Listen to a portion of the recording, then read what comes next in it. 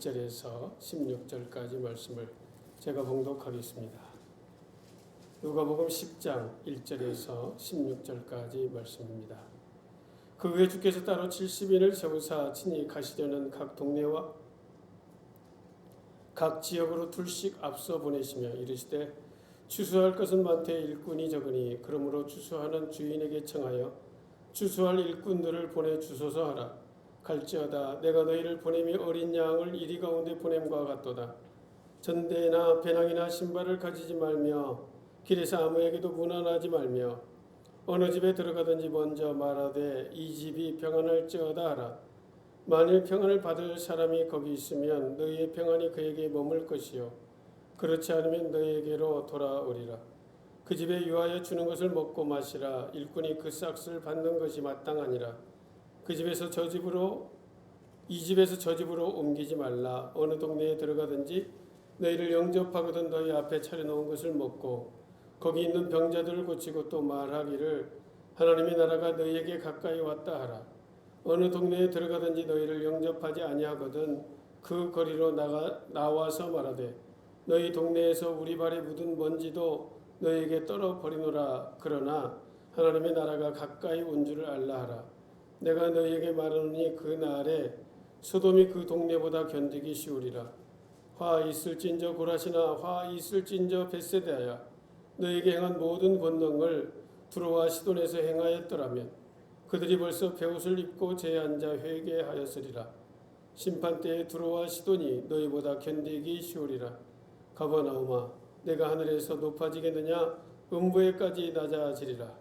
너희 말을 듣는 자는 곧 내 말을 듣는 것이요 너희를 저버리는 자는 곧 나를 저버리는 것이요 나를 저버리는 자는 나 보내신 이를 저버리는 것이라 하시니라. 아멘. 오늘 우리에게 주시는 누가복음 10장의 말씀으로 제자의 특권과 소명, 그러한 제목으로 여러분과 함께 나누게 되겠는데요. 참 우리가 믿음의 길을 걸어가면서 제자로서 주님을 따라가는 그러한 하나님의 사람들로서 오늘도 믿음의 길을 걸어가는 저와 여러분인 줄로 믿습니다. 우리의 제자의 삶을 살아가는 자, 또 그리스도인 되어 살아가는 자에게 하나님께서 엄청난 은혜와 특권을 우리에게 주셨죠. 그렇죠. 죽어 마땅한 우리들이었는데 그 죄악의 도성에서 그 지옥의 불구덩이에서 우리를 건져 주셨습니다. 그리고 이 세상으로부터 부름받아 하나님의 제자된 그러한 우리 주님의 제자된 그러한 특권을 가지고 하나님을 아버지라 부르는 그러한 권세를 가지고 살아가는 그러한 저와 여러분이 됐다는 사실이 얼마나 감사한 일인지 모르겠습니다. 여러분 우리에게 주신 이 제자의 특권, 주님을 따르는 자의 그러한 특권을 우리가 마음껏 누리고 살아가야 하는 것 또한 당연한 삶의 모습이죠. 그렇지만 여러분 우리에게는 특권만 있지 않다라는 사실을 오늘 저와 여러분이 기억하셔야 됩니다. 여러분 오늘 우리에게 주어진 이 특권은 또한 우리에게 보내시려고 하는 주님의 그러한 마음속에 있다라고 하는 거죠. 바로 우리에게 주어지는 소명의 현장이 있다 그런 말씀인 것입니다. 우리의 특권과 함께 우리에게는 소명이 있다는 사실을 여러분 오늘 우리는 꼭 기억해야 되는 거죠. 하나님께서 주신 이 특권만을 누리며 살아가는 자라면 소명 앞에 충성하고 헌신하는 자가 아니라면 우리는 반쪽짜리 신앙인으로서 살아가는 그러한 모습이라고 할 수가 있는 것이죠. 그야말로 절름발이 신앙인이라고 할 수가 있는 것입니다. 여러분 우리 주님께서 12제자를 또 오늘 본문의 70제자를 이제 부르시고 그들을 훈련하시고 가르치시고 양육하시고 그 양육으로 훈련으로 가르치신 걸로 끝난 것이 아니라 오늘 본문과 같이 이제 파송하시는 그러한 주님이셨다라고 하는 거죠. 앞선 말씀 속에서 우리는 12제자를 부르시고 훈련하셔서 파송하시는 그러한 모습을 여러분과 함께 나누었죠. 이제 오늘 본문을 보면 70명을 불러서 70인의 제자를 파송하시는 그러한 주님의 모습을 볼 수가 있습니다. 여러분 오늘 본문에 보면 70인을 세우셨다라고 그렇게 기록하고 있는데요. 여러분이 세우셨다 하는 이 단어도 바로 12제자를 부르셔서 세울 때 사용된 그런 헬라어 언어와 똑같은 단어를 사용하고 있다라고 하는 거죠. 그런 의미에서 본다면 바로 오늘 세우는 70인의 제자들 또한 열두 제자들과 똑같은 그러한 권위, 그러한 능력을 주고 파송하시는 그러한 주님의 모습이다라고 할 수가 있을 것이죠. 여러분, 주님은 바로 그들을 이제 보내시기 전에 기도의 삶을 살도록 원하셨다는 사실을 알 수가 있습니다. 그렇습니다. 여러분, 그리스도인들에 있어서 맨 우선적으로 우리가 감당해야 할 일이 있다면 그것은 기도하는 것입니다. 어떤 일보다도 기도보다도 앞선 일이 세상에 있을 수가 없다라고 하는 거예요. 그렇게 살아가는 사람이 바로 그리스도인 된 저와 여러분이다라고 하는 거죠. 우리의 삶의 자리가 아무리 급하고 다급한 일이 있다 할지라도 바로 기도로 시작하는 것, 그것이 그리스도인 된 저와 여러분이다라고 하는 거예요. 때때로 성미가 좀 급하신 분들, 어떠한 일에 바쁨에 쫓기는 그러한 사람들 입장에서는 기도하는 마음으로 어떤 일을 하면 되는 거지, 꼭 굳이 무릎을 꿇고 하나님 전에 나아가 기도하는 시간을 드려야 되겠느냐, 그 시간까지도 우리가 좀 아끼며 살아가야 되지 않느냐라고 말하는 그러한 분들이 있습니다. 그러나 여러분, 지난주 여러분과 함께 말씀으로 나누었던 것처럼 부친을 장사하러 가겠다고 하는 그러한 사람에게 그것보다 급한 것, 그것이 있는데 그것은 하나님의 나라의 복음을 전파하는 것이다. 다시 말씀드리면 먼저 주님 앞에 기도하며 나아가는 것이다 라고 말씀하신 사실을 통해서 또한 우리가 알 수가 있게 되는 것이죠.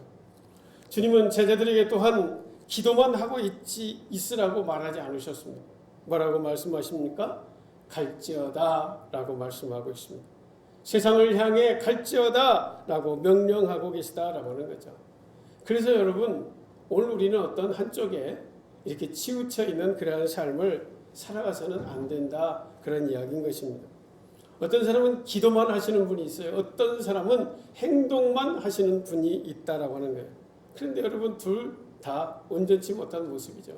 기도만 하면 거기에 무슨 또 의미가 있겠습니까? 그렇죠? 기도하고 바로 그 골방의 자리에서, 그 기도의 무릎의 자리에서 삶의 실천이 있는 그 자리로 나아가야 된다라고 하는 거예요. 그러나 여러분, 무엇보다도 먼저 기도해야 한다는 거예요. 먼저 하나님의 은혜를 구해야 된다, 그런 이야기예요. 먼저 영혼을 생각하며 하나님 앞에 눈물의 기도가 있어야 된다, 그런 말씀인 것이죠. 그러나 여러분, 그것으로 끝내서는 안 된다는 것입니다. 다시 말씀드리면 영혼을 찾아가는 사랑의 관심이 있어야 되는 것이죠. 사랑의 말을 건넬 수 있는 그러한 수고가 있어야 된다, 그런 이야기인 것입니다.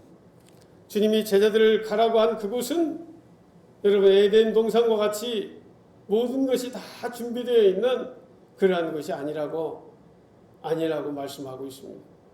여러분, 아름다운 꽃들과 그야말로 잘 가꾸어진 어떠한 나무가 있고 또 숲이 있는 그런 정원과 같은 그런 것이 아니고, 오늘 본문은 뭐라고 말씀하십니까? 이리가 있는 곳이라는 거예요. 이리 때가 있는 곳이다 라고 말씀하고 있습니다. 여러분, 어린 양과 같은 그러한 제자를 향하여 갈지어다 라고 했는데 그 가는 곳이 이리 때가 득실거리는 그러한 곳으로 가라, 그렇게 말씀하고 계시죠. 그렇다면 여러분, 그러한 상황, 여러분, 이리 앞에 어린 양이 감당할 수가 있는 일이 뭐가 있겠습니까? 잡혀 먹을 수 있는 일밖에 무슨 일이 있을 수 있겠어요? 여러분, 그러한 사실을 우리 주님이 뻔히 아시면서도 그 어린 양과 같은 제자를 향하여, 세상을 향하여, 이리 때가 득실거리는 그 세상을 향하여 갈지어다라고 말씀하실 때는 무슨 마음을 가지고 주님이 가라, 갈지어다 그렇게 말씀하고 계시겠냐라고 하는 것이죠. 여러분, 그것은 그 이리 때로부터 보호해 줄 수 있는 목자로서 주님이 사역을 하시겠다는, 보호해 주시겠다는 주님의 그러한 마음이 있지 않겠냐라고 하는 것이죠. 여러분, 그렇다면 갈지어다 라고 하는 말씀 앞에 여러분, 우리가 순종할 때에 우리 주님은 그 사역의 현장 속에서 우리를 지키시고 보호하시고 함께 하시는 주님이 되어 주시는 것입니다. 여러분, 그런데 우리는 이걸 믿지 못해요. 마치 하나님의 말씀대로 순종하고 살다가는 이 세상에서 죽을 것 같은 거예요. 망할 것 같은 그러한 생각이 드는 거죠. 사실이 그렇습니다. 여러분, 우리가 말씀 앞에 순종하고 살아간다고 하는 것은 정말로 주님이 없다면 죽는 길이요 망하는 길이 될 수가 있습니다. 어떻게 이리의 소굴 속에서 어린 양이 생존할 수가 있겠냐라고 하는 거예요. 당연히 망하죠. 우리끼리만 있다면. 그러나 여러분, 주님이 말씀하시는 거예요. 주님 앞에 헌신하고 주님의 말씀 앞에 순종하고 살아가면 때때로 손해 볼 수는 있지만 결코 죽지는 않는다라고 말씀하고 있는 거예요. 주님의 말씀대로 사업을 하면 이문이 좀 줄어들 수는 있지만 결코 망하지 않는다는 거예요. 이유가 뭔가? 우리 주님이 보호해 주시고 그 모든 필요 가운데 공급해 주실 그러한 주님이시기 때문에 그렇다라고 하는 거예요. 그래서 여러분, 오늘 본문에 그 전도 이제 70인을 파송하며 뭘 준비하라고 말씀하십니까? 바로 전대도, 배낭도, 여분의 신발도 준비하지 말라고 말씀하시는 거예요. 왜 그랬을까요?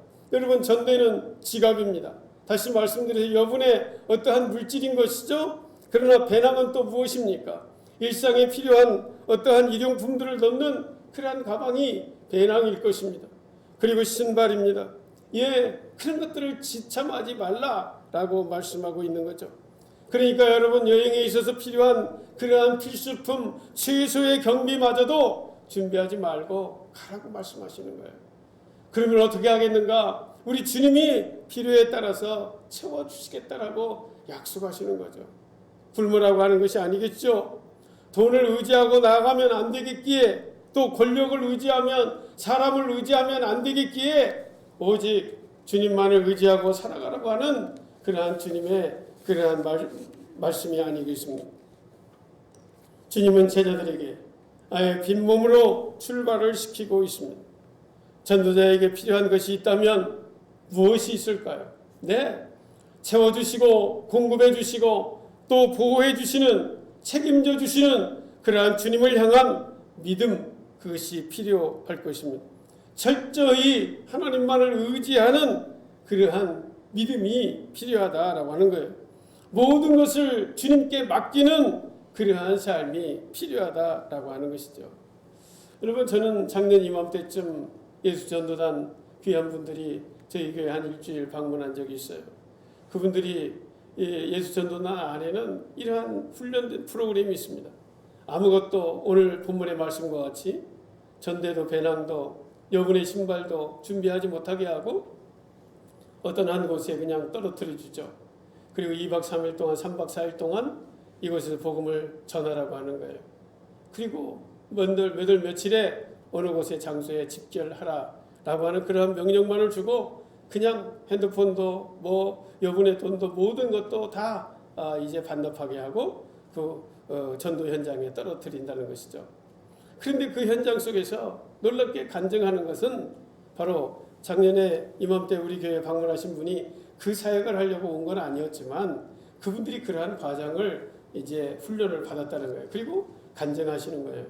그 3박 4일 동안 하나님께서 예비하신 그러한 사람들을 만나게 해주시고 또 준비된 음식을 먹을 수 있도록 우리 주님이 다 준비해 놓으셔서 풍성하게 그 3박 4일의 전도 여행을 마칠 수 있었다라고 하는 그러한 고백을 한결같이 모든 분들이 하는 것을 보았습니다. 살아계신 하나님은 말로만 우리에게 하시는 것이 아니라 실질적으로 그러한 사역의 현장의 모든 필요를 채워주시고 보호하시고 함께 하시는 그러한 하나님이라는 사실을 오늘 우리는 꼭 믿어야 할 것입니다. 주님은 이제 이어지는 말씀을 통해서 전도자에게 있어서 에티켓이 필요한데 먼저 인사부터 하라라고 하는 거예요. 그 집에 평안을 빌어라라고 하는 그러한 말씀입니다. 그 집에서 전도자를 영접하면 그 집에 평안이 임할 것이고 전도자를 배척하면 그건 복음을 배척하는 것이요 곧 주님을 거부하는 것이 되므로 심판이 돌아올 것이다 라고 하는 말씀을 주시고 있습니다. 우리가 이제 오늘 본문 속에서 계속해서 살펴볼 말씀은 바로 이제 이 전도자를 영접했을 경우 그리고 영접을 하지 않았을 경우에 어떻게 해야 할지를 주님이 구체적으로 말씀해 주시고 있는데요. 먼저 영접을 받을 때 어떻게 해야 되는가? 오늘 보면 7절에서 9절까지 이렇게 말씀합니다. 그 집에 유하며 주는 것을 먹고 마시라. 일꾼이 그 싹스를 받는 것이 마땅하니라. 이 집에서 저 집으로 옮기지 말라. 어느 동네에 들어가든지 너희를 영접하거든 너희 앞에 차려놓은 것을 먹고 거기 있는 병자들을 고치고 또 말하기를 하나님의 나라가 너희에게 가까이 왔다 하라.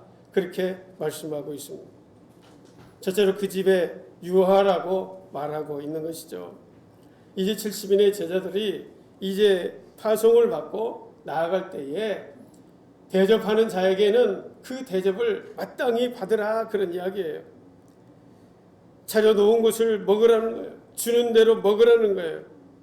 절대 떳떳하게 여기라, 그렇게 말씀하고 있는 것입니다. 그러나 이 집 저 집 대접받기 위하여 옮겨 다니지는 말아라 라고 하는 거죠. 그것은 금하고 계시는 모습이죠. 좀 더 나은 집, 좀 더 좋은 것을 대접하는 집을 나아가서는 안 된다. 그런 거에 신경 쓰면 안 된다. 그런 말씀일 것입니다. 둘째로 하나님의 나라를 선포하라, 그렇게 말씀하고 있습니다. 병을 고치고 하나님의 나라가 가까이 왔다라고 선포하라고 말씀하고 있습니다. 여러분, 당연히 해야 될 그러한 모습이라고 할 수가 있습니다. 바로 교회가 또 저와 여러분이 존재해야 할 그러한 소명의 현장이, 또 사역의 현장이 바로 이 복음의 선포에 있다라고 하는 사실이죠.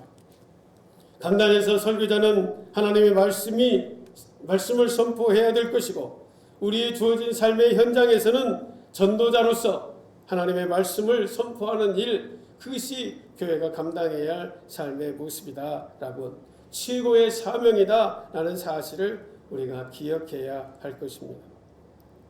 이제 주님은 전도자를 영접하지 않는 그러한 사람들에 대해서 어떻게 말씀하시는지를 오늘 보면 10절과 12절을 통해서 볼 수가 있습니다.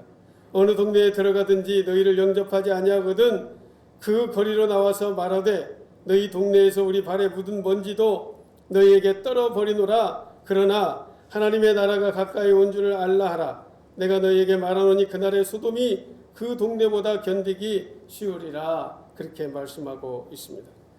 영접하는 사람들을 향해서는 축복을 이제 선언했다면, 거부하는 사람들을 향해서는 이제 화를 선언하고 있는 그러한 모습을 볼 수가 있습니다. 그런데 여러분, 오늘 본문 9절과 11절의 끝부분을 보면 동일한 말씀으로 맺어지고 있죠. 영접하는 사람에게나 영접하지 않는 그러한 사람들에게나 하나님이 가까이 온 것은, 하나님의 나라가 가까이 왔다라고 하는 것은 똑같이 기록하고 있습니다. 그런데 여러분, 생각해 보십시오. 하나님의 나라가 가까이 온 것이 한쪽에는 복이 됩니다.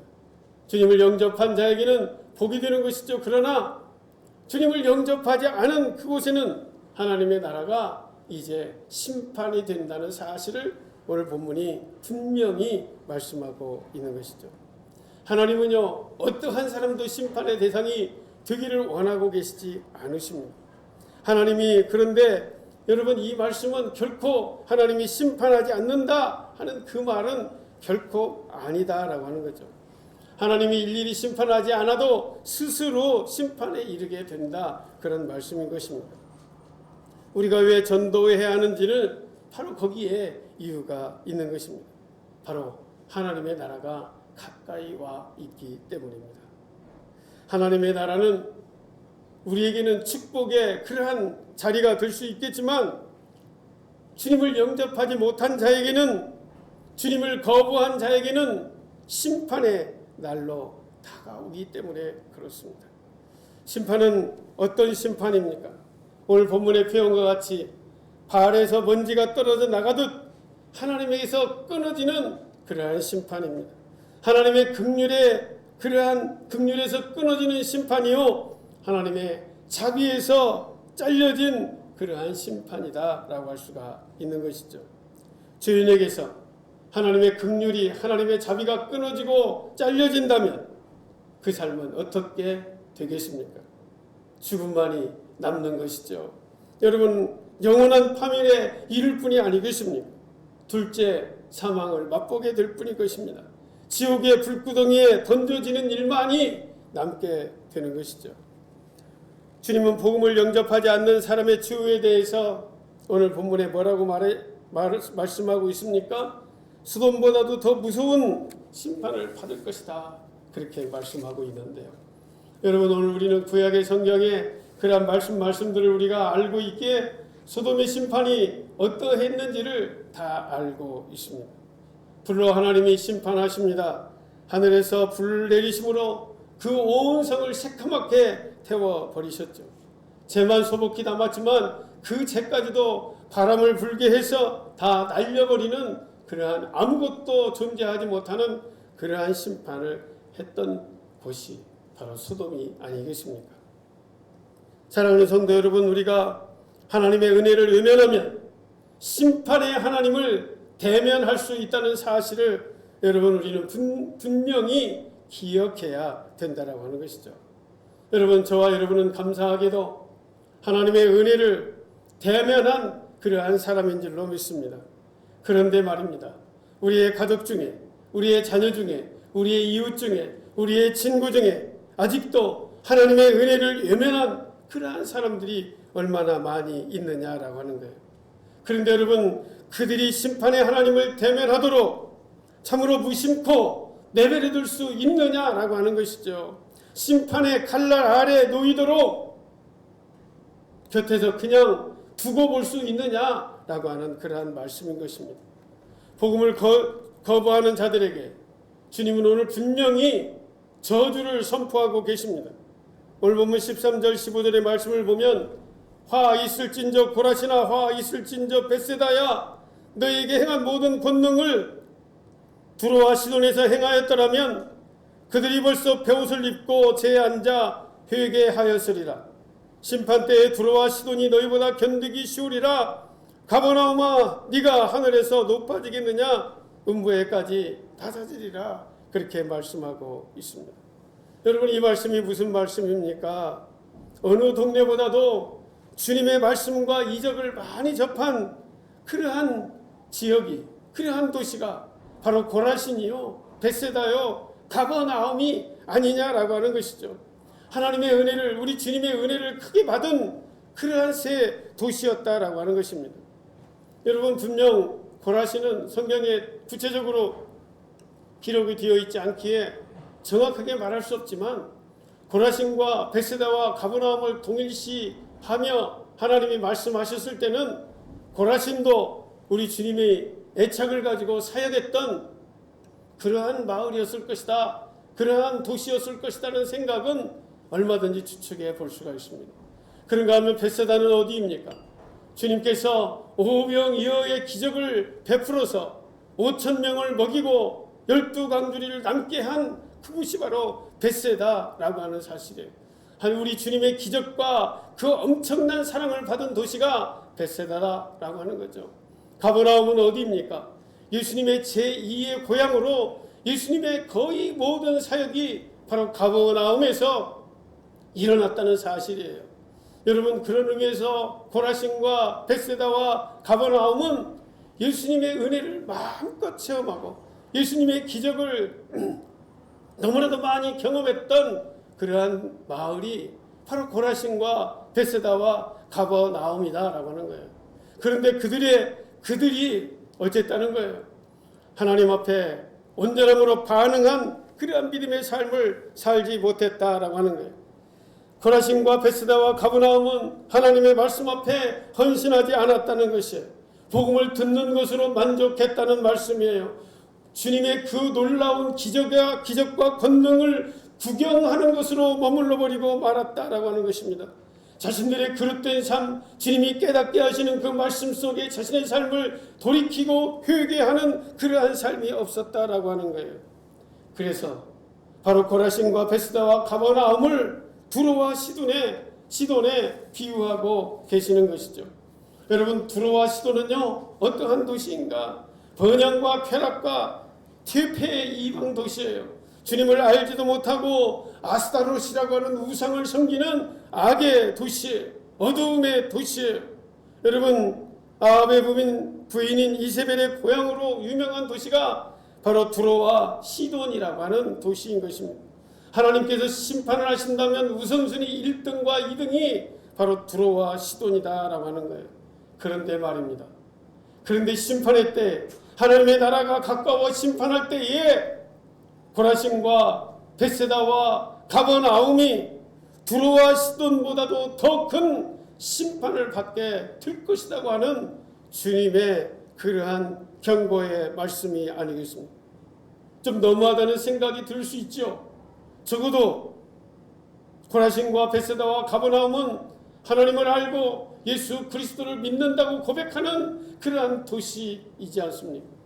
적어도 주님 앞에 온전한 헌신은 없지만 주님을 인정하는 그러한 도시가 아니겠습니까?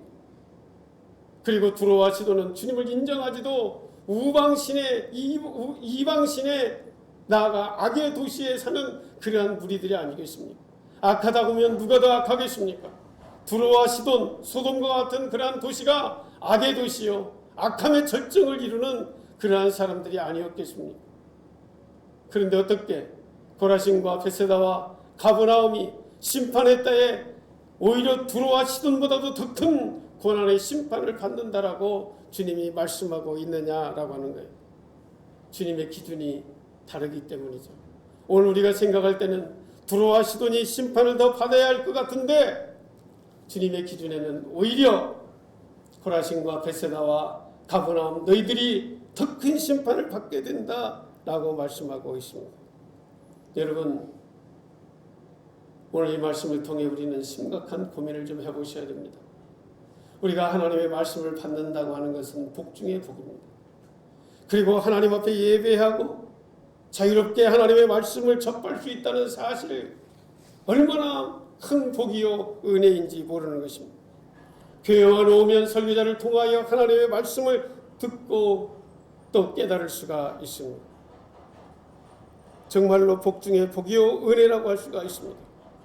그런데 여러분, 그것으로 끝나면, 고개를 끄덕거리고 아멘으로 끝나면 고라신과 벳세다와 가버나움 사람들과 무슨 차이가 있겠습니까? 무슨 차이가 있겠습니까? 예배 현장에서 하나님의 말씀이 선포되는 데에서 여러분 가끔 고개를 끄덕이시기도 하고 때로는 아멘으로 화답도 하시지만 여러분 그 행위 자체가 무슨 의미가 있겠냐라고 하는 거예요. 삶 속에 실천이 없다면, 그 깨달은 말씀으로 내 삶을 돌이키는 회개가 없다면 무슨 의미가 있겠냐라고 하는 거예요. 오히려 그러한 자들은 두로와 시돈보다 못한 더 큰 심판의 대상이 될 수가 있다, 그런 말씀을 하고 계시는 것이죠. 주님은 오늘 또 말씀을 듣는 자에게 선택을 요구하고 계십니다. 복음을 듣는 자에게 결단을 요구하고 계시는 것입니다. 듣고 지나가는 것을, 듣고 흘려버리는 것을 주님은 원하고 계시지 않다라고 하는 것입니다. 하나님의 나라가 가까이 왔다는 말씀은 분명 우리에게 복음입니다. 그러나 여러분, 그 복음이 모두에게 복된 소식은 아닐 수가 있다는 말씀이죠. 하나님의 나라를 영접한 사람에게는, 그리고 그 말씀 속에 실천이 있는 사람에게는 분명한 복이 될 것입니다. 그러나 여러분, 하나님의 말씀을 듣고 깨닫고 때로 고개하고 때로 고개를 끄덕거리고 아멘도 했지만 그 하나님의 말씀 앞에 실천하지 않는 그러한 사람이 있다면 그 사람은 오히려 더 큰 무서운 심판 아래 놓일 수 있다라고 하는 것이죠. 하나님의 말씀을 듣고 순종하는 사람에게는 복으로 다가오지만 하나님의 말씀을 듣고 그것으로 만족하고 말씀의 실천에는 무관심한 그러한 사람에게는 화로 다가오는 그러한 사실이 될 수 있다, 그런 말씀이 아니겠습니까? 사랑하는 성도 여러분, 일주일에 한 번씩 주님 앞에 나와 예배하는 것 참으로 귀하고 아름다운 일이 아닐 수가 없습니다. 그러나 여러분, 그것만으로 복이 보장되는 것은 아닙니다. 여러분, 결코 거기에 만족하고 있어서는 안 되는 것이죠. 말씀을 듣고 아멘으로 화답하고 때로 고개를 끄덕거리고 그러고 계시다 해서 그 사실만으로 우리가 하나님의 나라가 왔을 때, 임했을 때 복으로 응답되지 않는다는 사실을 여러분 우리는 아셔야 된다라고 하는 거예요. 하나님의 말씀을 듣고 하나님의 말씀을 깨달을지라도 그 깨달음의 말씀 속에 삶의 순종의 삶이 없다면 두로와 시돈보다도 더 큰 심판의 선언을 당하게 된다 라고 하는 사실을 여러분 오늘 우리가 꼭 기억해야 할 말씀입니다. 그렇습니다. 여러분, 하나님의 말씀을 받은 자들에게는 책임이 따르게 되어 있습니다. 어떠한 책임인가? 말씀에 순종할 책임이 따릅니다. 하나님의 말씀을 받은 자에게는 어떠한 책임이 따르는가? 그 말씀대로 살아가야 할 책임이 따른다. 그런 말씀입니다. 하나님의 말씀을 받은 자들에게는 그 말씀이 삶의 표준이 되는 그러한 삶을 살아가야 할 책임이 따른다. 그런 말씀인가요? 여러분, 우리 장로교 신조에 12개 신조가 있습니다. 그 신조의 첫 번째는 무엇인가? 여러분, 임직할 때, 세례 받을 때 여러분 오른손 들고 약속하신 거예요. 신구약 성경은 하나님의 말씀이니 신앙과 본분에 대하여 정확무오한 유일한 법칙임을 믿습니까? 여러분 그럴 때 다 오른손을 들고 예 믿습니다. 다 고백하셨죠? 말씀을 신앙과 행위에 대하여 정확무오한 유일의 법칙으로 생각하는 것, 그것이 바로 말씀을 삶의 표준으로 사는 사람의 구체적 모습이다라고 하는 것입니다. 말씀을 삶의 표준으로 삼으면 우리의 삶에 부딪히는 일이 있을까요? 없을까요? 엄청 많을 수 있습니다. 우리의 삶이 말씀의 표준에 미달할 때가 참으로 많을 수 있습니다. 우리의 삶이 말씀의 표준에 크게 벗어날 때가 많이 있을 수 있습니다. 우리의 삶이 말씀의 표준에서 미달하거나 벗어날 때 우리는 그러면 어떻게 해야 하는가? 뭐라고 말씀하고 있습니까? 회개해야 된다라고 하는 거예요. 회개의 삶을 살아가야 된다라고 말씀합니다. 그렇습니다. 여러분, 하나님의 말씀이 선포되는 곳에서는 언제나 회개가 있게 되는 거죠. 억지로 회개하려고 하지 않아도 하나님의 말씀을 들으면, 하나님의 말씀이 깨달아지면, 내 삶의 마음으로 다가오게 되면, 그렇구나, 내가 하나님의 말씀대로 지난 주간도 오늘 하루도 살지 못했구나 라고 하는 사실을 깨닫게 되는 순간 우리는 뭘 해야 됩니까? 그 하나님 앞에 연약한 모습을 고백하고 회개하는 그러한 돌이킴의 삶이 있어야 되는 것이죠. 그런데 회개하지 않았다는 거예요. 누가? 바로 오늘 가버나움이 베세다가 호라신이 그랬다라고 하는 것이죠. 오늘 본문은 그렇게 말합니다. 이 말씀을 두로와 시돈에 전했더라면 그들은 벌써 베옷을 입고 제에 앉아 회개했을 것이라. 그렇게 말씀하고 있습니다.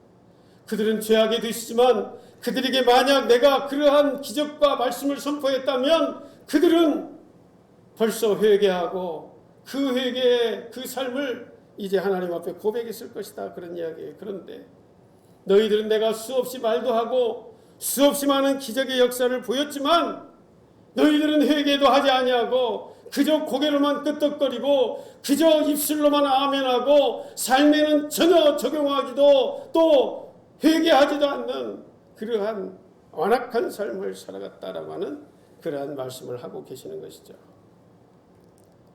우리 보기에는 다소 좀 차이가 있을 수 있습니다. 그러나 여러분, 하나님 앞에 저와 여러분 우리 모두는 죄인입니다. 모든 인간을 하나님의 저울에 단다면 저를 포함한 우리 모두는 다 함량 미달이 될 것입니다. 하나님의 표적에서 빗나간 그러한 삶의 모습이 되는 것이죠. 그렇다면 여러분, 오늘 우리는 다 어떠한 대상이 되겠습니까? 다 하나님의 심판의 대상이 될 뿐입니다. 그래서 주님이 우리에게 심판을 당하지 않고 화를 당하지 않고 하나님의 나라가 올 때 우리가 복을 받을 수 있는 그 장치를 마련해 놓았는데 그 장치가 무엇이라고요? 회개다라고 하는 것입니다. 회개의 기도, 회개의 삶, 돌이키는 삶이다. 그런 말씀인 거예요. 고라신과 베스다와 가버나움은 오늘 본문 13절의 말씀을 볼 때 그들은 하나님의 말씀을 듣고도 회개치 않은 것입니다. 베옷을 입기 싫어했고 제 앉기를 거부하는 그러한 삶의 모습을 보였다라고 하는 것이죠. 사랑하는 성도 여러분, 혹시 여러분이 설교를 너무 많이 자주 접함으로 하나님의 말씀을 혹시 가볍게 여기고 계시지는 않으십니까? 하나님의 말씀을 자주 들음으로 인해서 그 말씀에 대한 설레임이 없는 것이 아니겠습니까? 그래서 기대도 없고 들어도 안 들어도 그만이고 오늘 못 들으면 다음 주에 들으면 되고 혹시 그러한 생각으로 여러분 혹시 살고 계신 분이 안 계십니까? 그렇다면 만약에 그런 분이 계시다면 여러분에게 하나님의 나라는 남의 이야기가 될 수 있을 가능성이 거의 대부분입니다. 하나님의 나라와 그런 분과는 참 많이 멀어진 그러한 모습이라고 할 수가 있습니다. 누가 그랬기 때문에 고라신과 베스다와 가버나움이 그러한 모습을 보였는데 주님이 바로 그들을 향하여 시돈과 두로보다 못한 그러한 삶을 살고 있다라고 말씀하고 계시기 때문에 그렇습니다. 하나님의 나라가 왔을 때 복받을 수 있는 보장이 되지 않는 삶의 모습인 것입니다. 오늘 마지막 16절에 이렇게 말씀합니다. 너희 말을 듣는 자는 곧 내 말을 듣는 것이요 너희를 저버리는 자는 곧 나를 저버리는 것이요 나를 저버리는 자는 나 보내신 이를 저버리는 것이라 하시니라 말씀하고 있습니다. 말씀을 듣는 자는 참으로 복된 사람이 분명합니다. 말씀을 듣되 귀담아 듣고 그 말씀대로 사는 사람은 진정 복된 사람입니다. 하나님의 말씀이 여러분의 삶에 어떠한 영향을 주고 있습니까? 매일 말씀을 들으며 여러분의 삶은 어떠한 변화를 가지고 계십니까? 말씀을 통해 여러분이 하나님의 다스림을 받고 계십니까? 여러분은 하나님의 말씀을 수용할 자유도 있고 거부할 자유도 있으십니다. 그러나 여러분, 그에 따른 결과, 그 결과를 선택할 자유는 여러분에게는 없습니다. 또한 여러분이 전한 복음을 받는 사람들도 동일한 원리가 적용이 되는 것이죠. 그러나 여러분, 그렇게 한 행동에 대해서는 본인만이 책임을 져야 되는 것입니다. 우리 그리스도인 된 저와 여러분에게는 특권이 있습니다. 큰 은혜가 있습니다. 그러나 여러분, 그와 동시에 우리에게는 소명이 있다는 사실을 기억하셔야 됩니다. 무엇보다도 복음 전도에 대한 소명의식이 있어야 되는 것이죠. 여러분, 잠시도 미룰 성질의 것이 아닙니다. 여기에 부릴 수 있는 것이 더더욱 아닙니다. 그 영혼이 언제 어떻게 될지 아무도 모르기 때문에 그렇습니다. 오늘도 우리의 남은 인생의 시간 가운데에서 정말로 소돔과 시돈과 두로와 같은 그러한 인생이 되지 말기를 바랍니다. 더 나아가서 고라신과 베세다와 가버나움과 같은 그러한 모습도 되지 않기를 바랍니다. 주님의 말씀을 듣고 또 그 주님의 말씀을 깨달았다면 그 말씀을 삶 속에 순종함으로 하나님의 나라가 왔을 때 정말 할렐루야 주님 품에 달려가 안길 수 있는 그러한 하나님의 사람들로 오늘도 우리의 남은 인생도 살아가는 저와 여러분 우리 모두가 꼭 되실 수 있기를 바랍니다. 기도하겠습니다. 사랑하는 아버지 하나님, 하나님의 말씀을 듣고 깨달을 수 있는 은혜 주심을 감사합니다. 그러나 아버지 하나님, 그곳에 머물러 있다면 우리 또한 고라신이요 베세다요 가버나움이 아니겠습니까? 하나님 아버지, 하나님의 말씀을 듣고 깨달았다면 삶 속에 표준으로 삼고 실천할 수 있는 성도가 되게 하여 주옵소서. 예수님의 이름으로 기도하옵나이다. 아멘.